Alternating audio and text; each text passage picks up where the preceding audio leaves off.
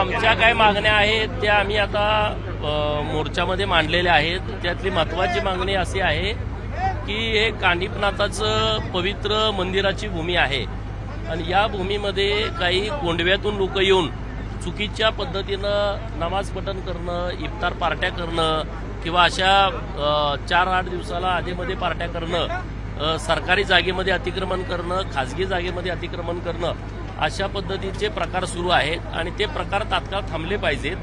Brewery गावामध्ये जी घटना घडली आणि काही लोकांना आमच्या आतमध्ये टाकलं, जेलमध्ये 7-8 दिवस गावातले शेतकरी पोरं अडकून बसलेले आहेत, ती केस मागं घ्यावी अशी एक आमची मागणी होती.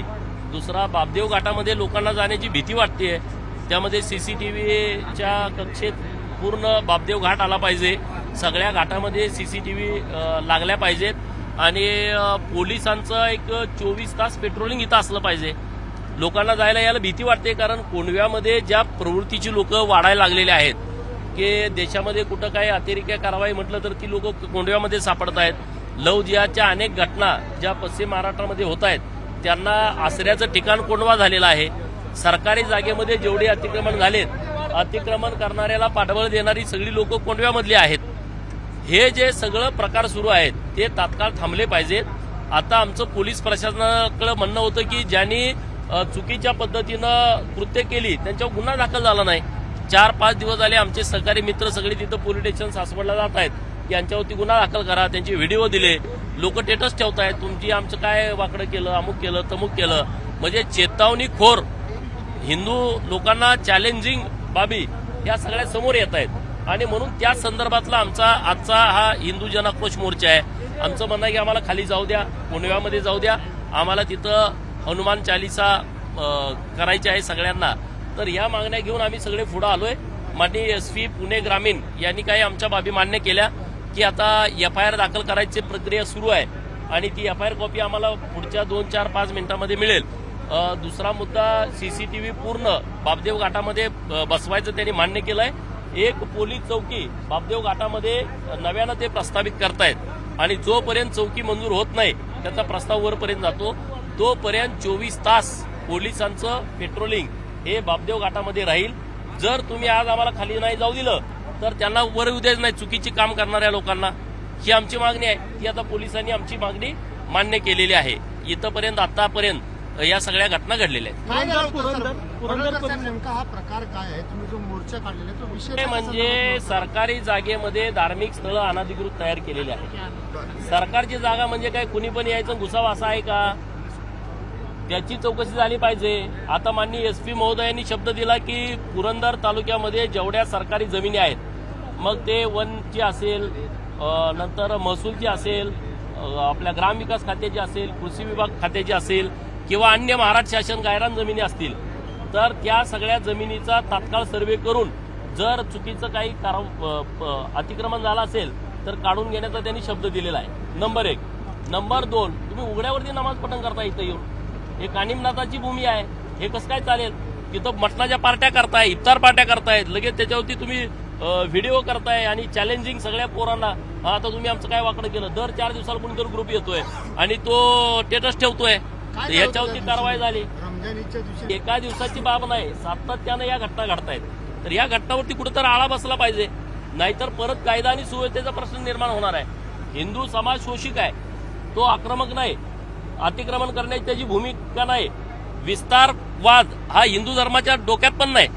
म्हणजे आम्ही आता 110 कोटी हिंदू आहे जगामध्ये, 800 कोटी लोकसंख्येपैकी, त्यातले 220 कोटी तर ख्रिश्चन आहे, 190 कोटी 54 देश मुस्लिमाचे आहे आणि आम्ही 110 कोटी आहे. आमच्या लोकांची भावना नाही की आमचा हिंदू धर्म वाढावा.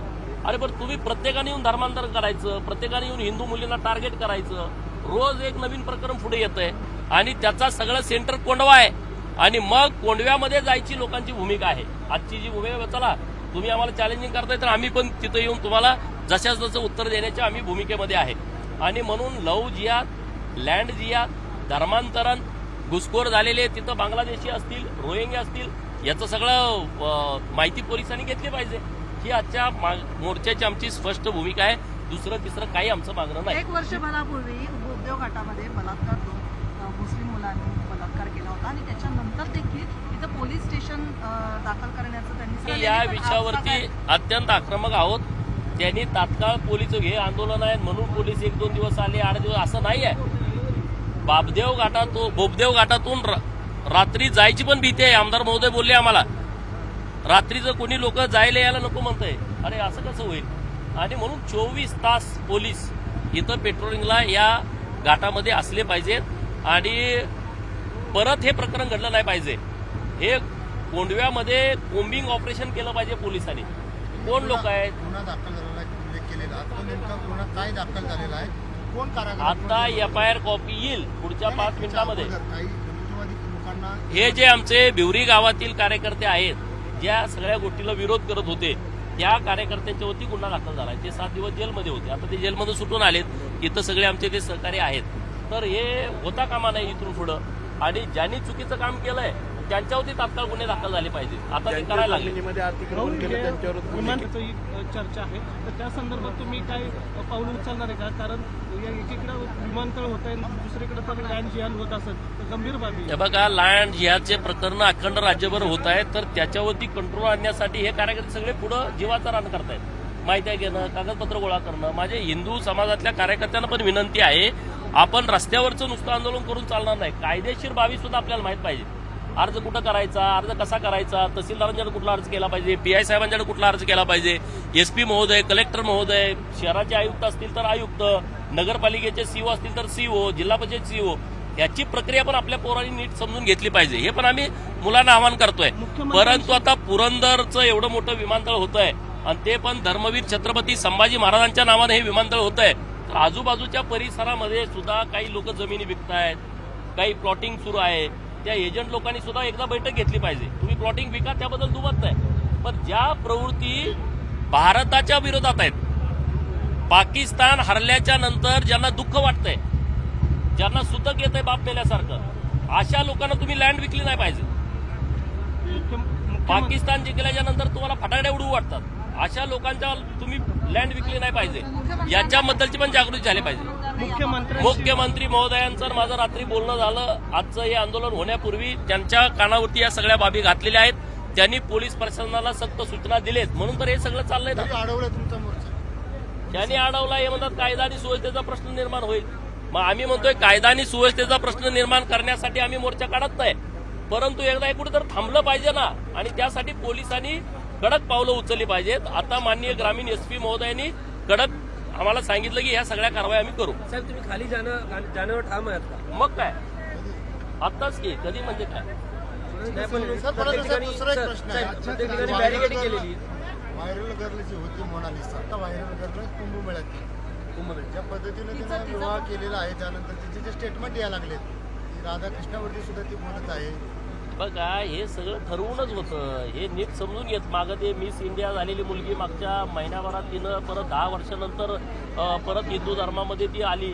4 मुलं जन्माला घातल्यानंतर आता त्या मोनालिसाला तिचे आई वडील समजून सांगतायत, रडून सांगतात. हे ऐकायच्या मनस्थितीत नाहीत मुली. त्यांना परत 1-2 वर्ष गेल्याच्या नंतर चूक लक्षामध्ये येते. त्या सानिया मिर्झाचं स्टेटमेंट ऐका की, त्यांना पण तिकडे पाकिस्तानामध्ये तिचा छळ झाला. तिनं स्टेटमेंट दिलं इकडे भारतात आल्याच्या नंतर. या मुलीच्या लक्षात येत नाही. त्या मुलींना शोधून ठरवून टार्गेट केलं जातं. तेव्हा नंतर 1-2-3-5 वर्ष झाल्याच्या नंतर तिला तिची चूक लक्षात येईल. आता आम्ही लोक समजावून जी सांगतायत पण त्याचं ऐकण्याची ती मनस्थितीमध्ये नाही. ती आता एवढ्यावर बोलायला लागली. ती काय उगाच बोलते काय? त्यांना बोलवलं जात, बोलणं तिच्या तोंडातून केलं. हे बोल, ते बोल, असं बोल, तसं बोल. आता माझी इथून गेल्याच्या नंतर पुण्यात प्रेस आहे, 3ला होती पण मी आता इथंच अडकलोय. अशीच गंभीर बाब आहे, मला लोकांच्या समोर आणायची आहे. तर असे प्रकरण ठरवून केली जात आहेत. आता खराब प्रकरण जास्त मोठं महिलांवरच अत्याचार झाला. खराबच्या या ठिकाणी जे कोण दोषी आहेत, मंद गती वगैरे नाही. काल मला वाटतं त्या प्रमुख ज्या आहेत तेजस्विनी सातपुते मॅडम यांनी याच्यावरती डिटेल प्रेस घेतलेली आहे. जे कुणी त्यामध्ये आहेत त्यांच्यावरती कारवाई होणार. माननीय मुख्यमंत्री महोदयांनी पण सांगितलंय, सरकारची पण हीच भूमिका आहे. आणि असे भोंदू बाबा याला आम्ही फाशीची शिक्षा द्या असं आमचं मागणं आहे.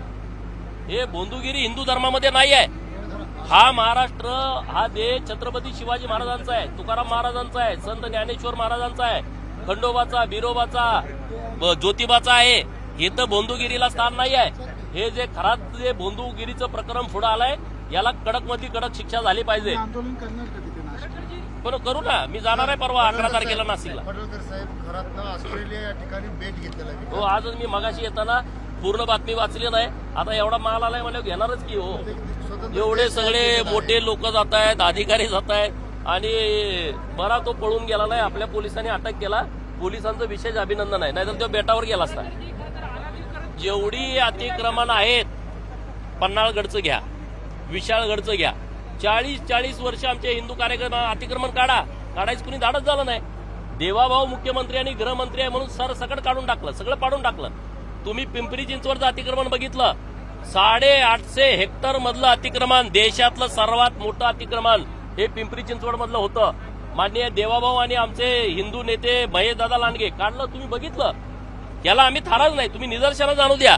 आमचे पुरंदरचे सगळे मित्र आहेत, तुम्ही आम्हाला बाब लक्षात आणून द्या. बुलडोजर फिरला म्हणून समजा.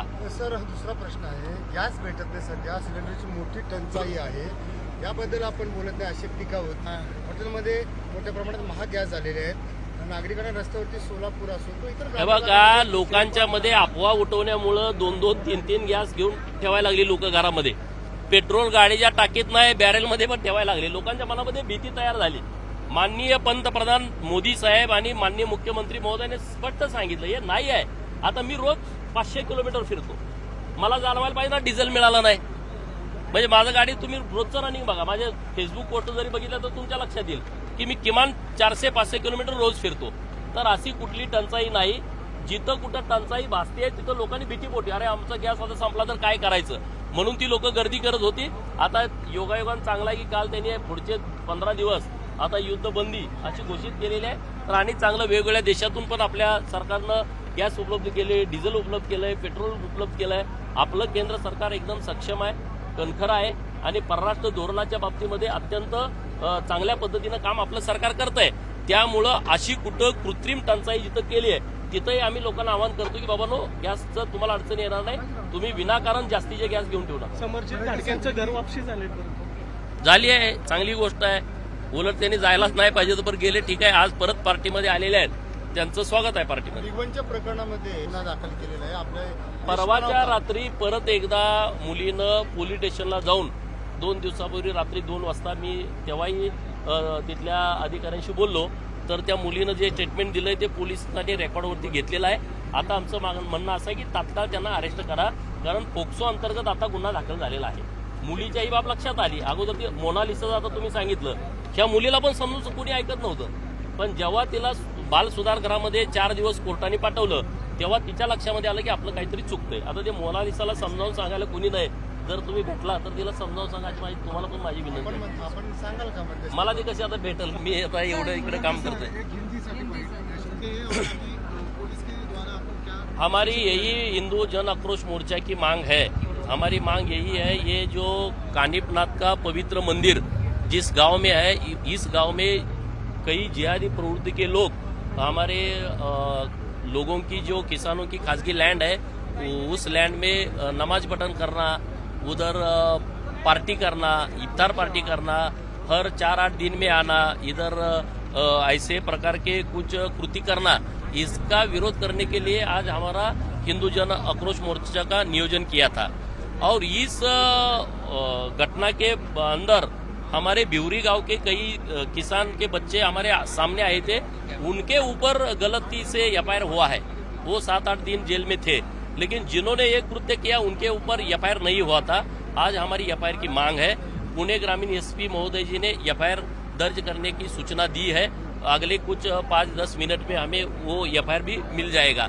दूसरी बात, जो बोबदेव का ये जो घाट है, ये घाट में जाने आने के लिए लोगों को डर लगता है, उनको तकलीफ होती है. तो हमने मांग की है सीसीटीवी पूरे बोबदेव घाट में पूरे बिठाना चाहिए. तो आज पुलिस ने वही मांग हमारी मान्य की है.